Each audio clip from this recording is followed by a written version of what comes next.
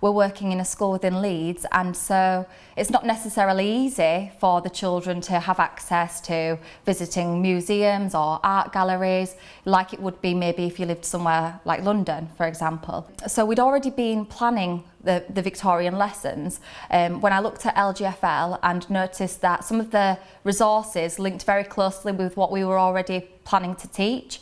For example, Queen Victoria's early life. There was plenty of really high quality pictures that we could use as points for discussion. We were zooming in on the different areas and looking at the details and thinking about what life would have been like for Princess Victoria at that time. I found the teacher notes and the questions really helpful as points for discussion.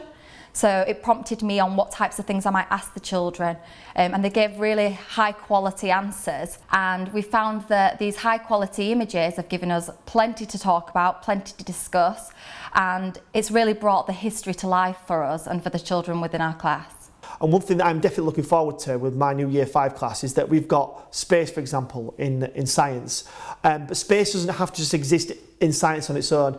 In the maths lessons, I'm going to use these space adventures that the LGfL have got on their portal, and we're going to link it into their maths as well. This is the greatest thing. You're not just logged onto a website and then kind of left with it. You've got a full team there, so they have their own LGfL curriculum team who will help schools with their curriculum mapping. So they'll take every year group's topics, for example, and they will pull all the resources for all the different sites, because it's not just one hub, there's got busy things there. We've got widget activity sheets, we've got all these different interactive videos and games, and they pull them all together and can create on your school, your whole like mapping area that links to all your topics. And straight away, when it came to us with online learning, for example, when I was in Year 6 last year, we did Victorians. I was able to pull those widget Victorian sheets out, put them on there, print them off for those who didn't have a computer. Those who did have a computer, they could be sent straight interactively as like a PDF, and they could actually write their answers over the top of it. So it was absolutely amazing to be able to do that.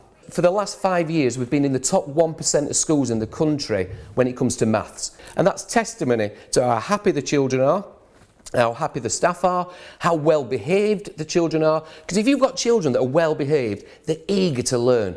If you've got children eager to learn and you've got children being so well behaved, it allows the teachers to use this technology, to take risks, to do some absolute wow lessons, knowing that if it goes wrong, that the children are still going to be listening, they're still going to try and put things in place to get the learning back on track. And when we actually look at the need for technology, you know, we've got a different job market now to we had 10 years ago, to 20 years ago, to 30 years ago. Technology underpins absolutely everything.